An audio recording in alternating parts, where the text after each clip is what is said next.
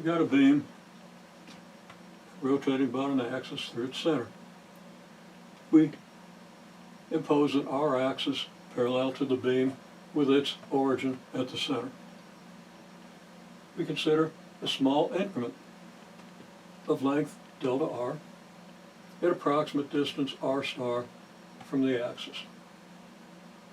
Has uniform density, lambda, in units of mass per unit length. We ask, what's the kinetic energy of this segment if our angular velocity is omega? Well, the kinetic energy of that segment is approximately, considering it to be a pretty short segment, a very short segment.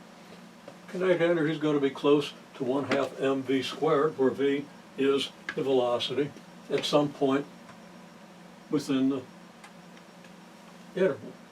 So it's going to be approximately 1/2 mv squared, because, of course, you don't know exactly where that point is in the interval. You don't know at what point the kinetic energy would actually be 1/2 mv squared for the velocity at that particular point. Velocity varies between here and here. Well, the velocity is going to be approximately r star omega, where r star is some distance from the axis that puts you inside of this segment.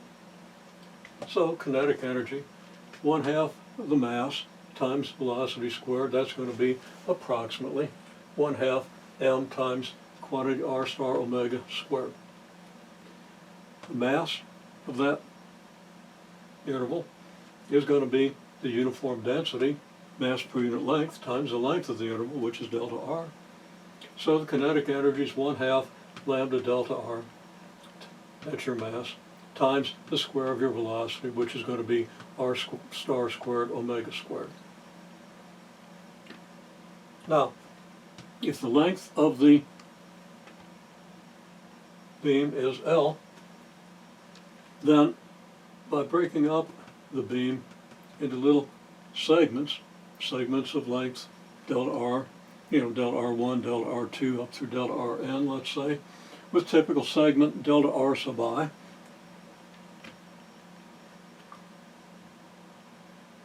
we partition the r-axis from 0 up to L over 2. L over 2 being how far it is from the center to the end of a beam of length L.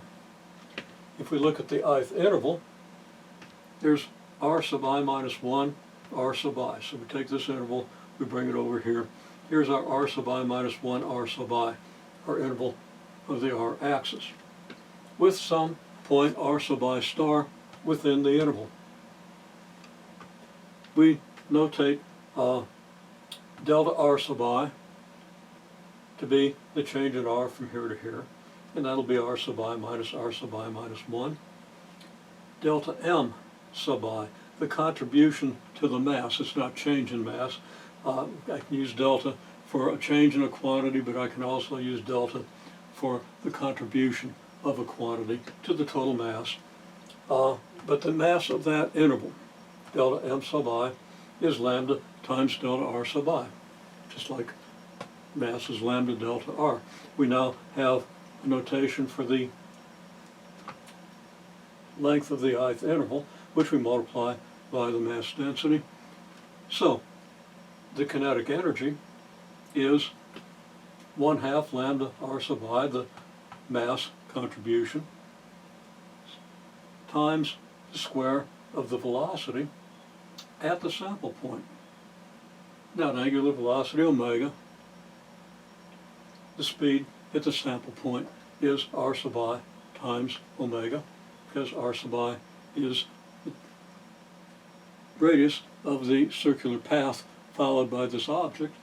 So this is the speed along the circular path. And this, we simply assume we understand how the definition of the radian leads to this. Kinetic energy of the beam is therefore the sum of all the kinetic energy contributions delta E sub I. And we can write that sum very easily. We just write this expression in the summation, and we're summing, presumably, I didn't specify it over here, over n subintervals, which is pretty standard. So we have the sum from I equals 1 to n of the kinetic energies in the various intervals, interval 1, 2 through n. And using the expression for the kinetic energy of a typical interval, we have this sum. Now, we can factor out of this sum things that are constant, and things that are constant are the 1/2, obviously, and the lambda, and the omega squared that we get over here, leaving us the sum from I equals 1 to n of r sub I squared delta r sub I. Now, here's where a good understanding of calculus often falls short. People generally at this stage in their education don't completely understand how this kind of a sum, this kind of a Riemann sum, approaches the integral. It requires rigorous calculus. So maybe we understand this, and maybe we don't. I'd say some people do, some people don't. I'm not going to teach it to you in a physics class. You should know it, so take that for, if you don't know it, work on it. But in any case, as n approaches infinity, this sum approaches this integral. It's the integral of r squared dr, which you can rewrite off from ri squared delta r sub I. And you're summing from I equals 1 to n, meaning your r sub i's go from near 0 to near L over 2.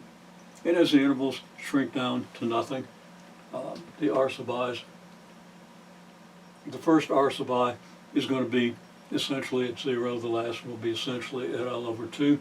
So the integral goes from 0 to L over 2, and it's of r squared with respect to r. Well, that's a simple integral. We conclude then the kinetic energy is this expression, where we've just replaced the sum with its limiting value, L cubed over 24, the integral. Excuse me. So the total kinetic energy, just copying this again, is 1/2 L omega squared times L cubed over 24. Now we note that lambda L is the mass. Okay? Lambda times the length of the mass density times the length of the beam is mass per unit length times the length. That's the mass. So lambda L is m. So we take one of these L's and pair it up with this lambda, and we get an m. And then that leaves us our L squared here.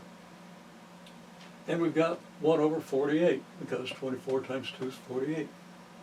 Now I kind of messed up here, so you see some smudges, but I knew what I was working toward and didn't stop and really think. So be careful you don't do that, but I did. Okay, so we have ml squared over 48 omega squared here. And that's just a rearrangement of this. This is kinetic energy of half the beam. Kinetic energy of the whole beam is double that, because the other half of the beam is moving exactly the same as this half, just 180 degrees out of phase, has exactly the same mass and mass density. So we double what we get for half the beam, and we get what you see here. Well, just double this, and that leaves us at 24 in the denominator. So right there is a concise expression for our kinetic energy, but really we want to put it in this form, a 1/2 of ml squared over 12, because 2 times 12 is 24, that's easy, times omega squared. And we want to call then, well then that's in the form 1/2 I omega squared, where I is your ml squared over 12. Okay, so I is your ml squared over 12, and that's what we call the moment of inertia. It's a derivation of the expression for the moment of inertia.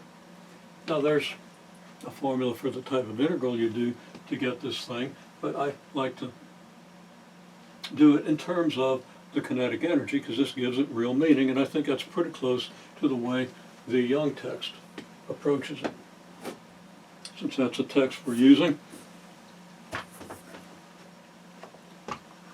there you have it. Now, we'll come back to how this might be used, but let's talk about moments of inertia for other configurations. Okay? Now, for a thin rod or beam rotating about the center, that's what we just saw. And there's some details about why it has to be thin, and you can read those details. The moment of inertia is 1/2 ml squared.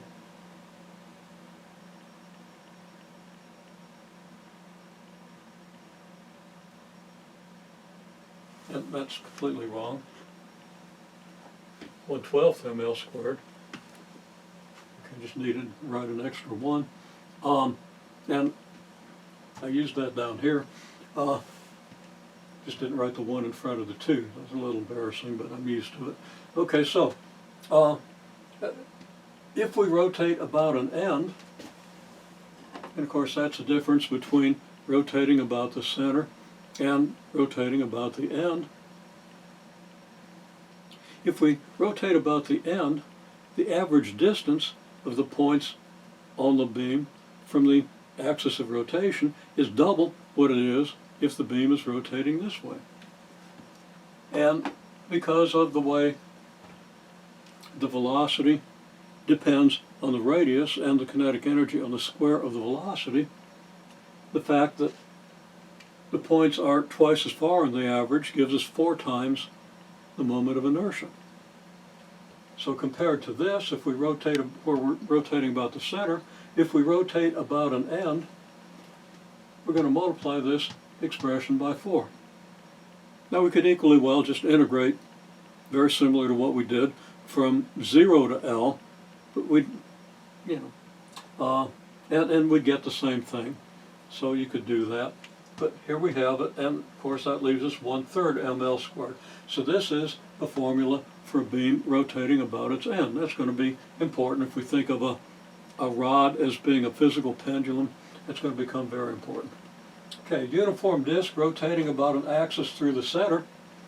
That's an easy integral, but we don't have time to do the integrals, and you should have done these integrals in your calculus course, second semester calculus, under applications of the integral. You should have done moments of inertia. You should have done centers of mass. It's standard material. If you didn't, you got shortchanged, so go back and find somebody that does and learn it. You just got to know that stuff. If you're in any rigorous STEM, mathematically rigorous STEM curriculum. Okay, so here's your uniform disk rotating about an axis through the center perpendicular to the plane of the disk. And that means, this isn't a disk, but take this in the center of it. If we're rotating about an axis through the center that's perpendicular, then the rotation is going to be like this. We could also rotate about an axis through the center that's within the plane of the disk, which means the disk would be rotating like this. Anyhow, in this case, where the disk is rotating like a turntable, the moment of inertia is 1/2 big M, big R squared, where R is the radius of the disk, big M is its mass. Uniform sphere rotating about an axis through its center. If you think about it, the mass of a disk is, on the average, further from the center than the mass of a sphere, because the sphere gets thicker toward the axis. Okay, so what we get for a sphere ought to be a little bit less. Turns out it's 2/5 mr squared. You do this integral preferably in polar coordinates. The integral you do here, you use a shell method, probably with polar coordinates. You probably don't even need polar coordinates, but you integrate by a shell method. And you should recall having done that, because it's, again, very standard and very important technique. Okay, well, those are some moments of inertia.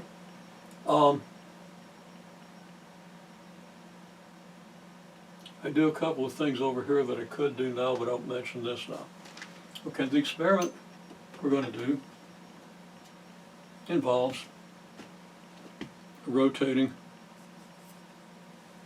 beam, and we're going to have a rectangular piece of cardboard or wood or something, so that we can tape a magnet here to interact with a big magnet and keep the big magnet far enough away from the metal of the beam not to interfere with the transfer of potential energy from the magnet system to the rotating beam.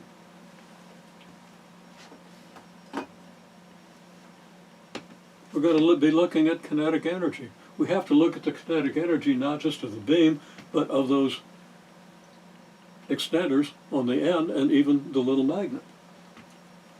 Well, if we have the extenders on the end, and this is an illustration of the parallel axis theorem, which you have seen or will very soon see in your homework. We've got our beam, which has moment of inertia 1/12 ml squared, because it's rotating about an axis through the center. And then we have two identical rectangles on the end, mounted at identical distances. And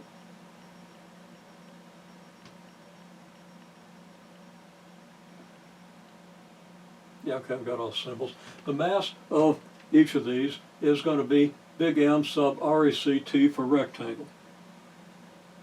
These things don't have to be rectangles, but I'm assuming they are, because that's what I've got to demonstrate with. Okay, so mass M rectangle with moment of inertia about its center of mass, it's equal to I rectangle. Now, by moment of inertia about its center of mass, I just mean the center of mass of this thing is basically its balancing point right about there. And it's a moment of inertia about an axis through that center of mass. And of course, if this is a good rectangle, the center of mass, if it's a uniform rectangle, center of mass is going to be at the geometric center of the rectangle, the point where the diagonals cross. So center of mass of each rectangle is going to be at distance R, RECT, R rectangle, capital R rectangle, from the axis of rotation. Then what's the moment of inertia of this entire mess? Well, each particle here contributes the same to the kinetic energy as it would if these beams weren't there. So you have all the moment of inertia of the beam, and then you have to add the moment of inertia of each rectangle. Now, the moment of inertia of the rectangle turns out to be the moment of inertia of the mass that you would have if you had a particle at the center of mass, which is why we got this distance R rectangle for the center of mass. And the mass is M rectangle, so we got to have a term